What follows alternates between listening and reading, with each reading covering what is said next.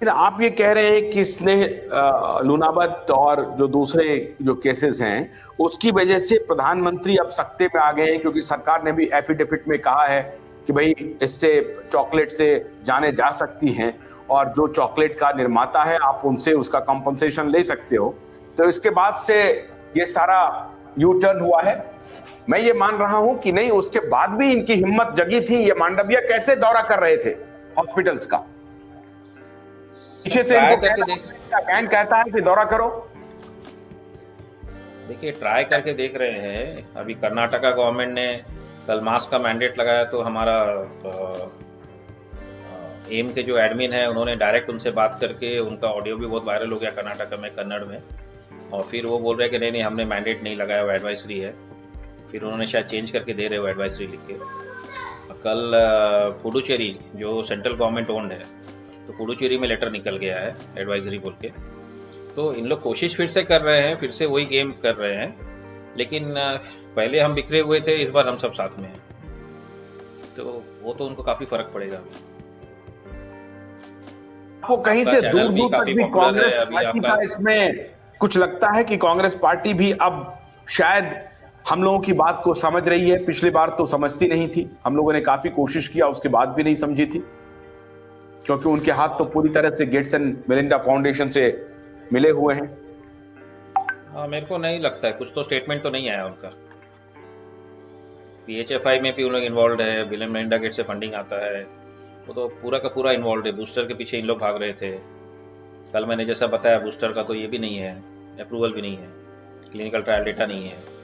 तो देखिए, आप कोई भी ले लीजिए, आप कांग्रेस ले लीजिए, आप ले लीजिए, या करंट पॉलिटिकल पार्टी बीजेपी ले लीजिए, सब के सब इनके साथ मिले हुए हैं। मेरे को तो कोई ऐसा दिख नहीं रहा है कि जो इनके अगेंस्ट एक भी वर्ड बोलता हो।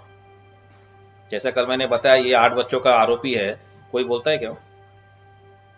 मर्डरर है लोग, कोई बोलता है क्या? लोग कोई नहीं बोलता है। तो फिर आप किसी को भी बेनिफिट ऑफ डाउट नहीं दे सकते आज। मतलब सब साथ में है ये मैटर। तो बैनर्जी, ये कोई चीज का क्लिनिकल ट्रायल नहीं हो और उसे आप मास रोल आउट कर दें,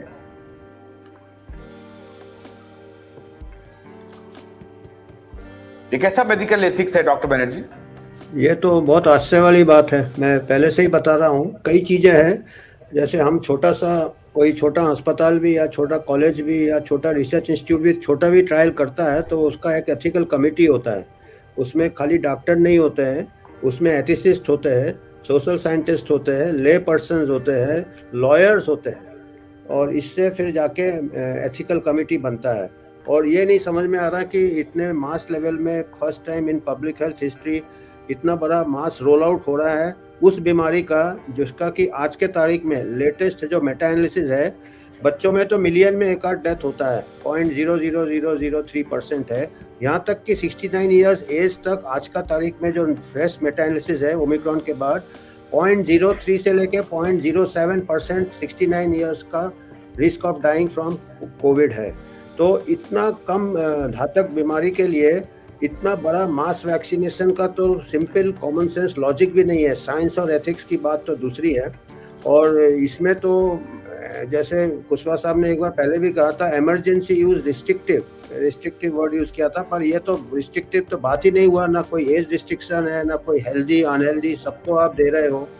तो ये तो एथिकल बॉडी पता नहीं, वर्ल्ड का यूनाइटेड नेशंस का भी एथिक्स बायो एथिक्स कमेटी होता है, ना उन्होंने कोई आवाज़ दिया है, ना उन्होंने कुछ कंसर्न दिया है। और इसका पता नहीं, इसको ज्यादा डोजेस आपने लगा दिए तो फिर एथिक्स का रिस्ट्रिक्शन कहाँ हुआ? और कोई वही तो समझ में नहीं आता। इनके हर स्टेटमेंट में कंट्राडिक्शन है। और यहाँ तक कि एथिक्स में ये भी पूछा जाता है कि हम भी कई एथिक्स कमेटी के चेयरपर्सन हैं, तो उसमें एक कंट्रोल ग्रुप होता है कि भाई उससे पता चलेगा जो कितना फायदा हो रहा है, कितना डिफरेंस है, तभी हम उसको बोल सकते हैं कि अभी तो आपने कोई कंट्रोल ग्रुप रखा ही नहीं है जो रिकवर कर गए। और दूसरा सबसे बड़ा ethical and biological science violation of principles of biological science है कि जो नेचुरल रिकवर कर गए नेचुरल इन्फेक्शन से, उनको आप वैक्सीन लगा रहे हो। तो ये भी अनएथिकल है, क्योंकि उनको कोई बेनिफिट नहीं है पर उनको वैक्सीन का रिएक्शन का रिस्क है, चाहे कितना भी कम रिस्क हो क्यों ना हो। क्योंकि एक वैक्सीन और एक नॉर्मल ड्रग में फ़र्क है। नॉर्मल ड्रग आप बीमार आदमी को, इंसान को देते हो, तो बीमार वाले को बीमारी से खतरा रहता है, और वैक्सीन आप हेल्दी पर्सन को देता है उसको कोई खतरा नहीं है। और खुदा ना खासकर उसको अगर वैक्सीन का rarest of rare side effect भी हो जाए तो 100% उसके लिए तो अन्याय हो गया ना। तो अगर जो भी ये स्टेटमेंट देते हैं it is very rare, very rare, very rare नहीं होता है। वेरी रेयर होता है कोई मरीज के लिए वेरी रेयर होता है, क्योंकि आप चांस लेने को तैयार हो कि उस बीमारी से उसका 10% मरने का चांस है, तो ये ड्रग दे दो।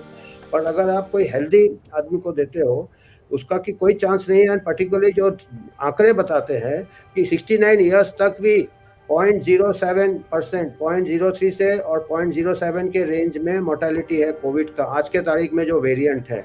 और आपने जापान का डेटा देख ही लिया है कि इतने माइल्ड वेरिएंट्स है, उनको जो सीवियर वेरिएंट शुरू में हुआ था, जो विरुलेंट स्ट्रेन स्टार्टिंग में होते हैं जापान में, उसमें डेथ्स नहीं हो रहे थे, केसेस नहीं हो रहे थे, माइल्ड वेरिएंट से वैक्सीन के बाद हो रहे हैं।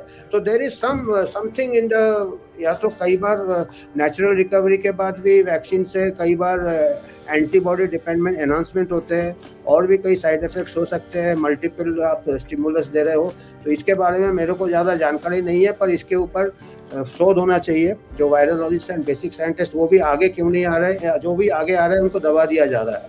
ये भी उनको मेन स्ट्रीम मेडिकल जर्नल्स भी मेन स्ट्रीम न्यूज़ मीडिया जैसे हो गया है, उनको उनके स्टडीज एक्सेप्ट ही नहीं किए जा रहे हैं।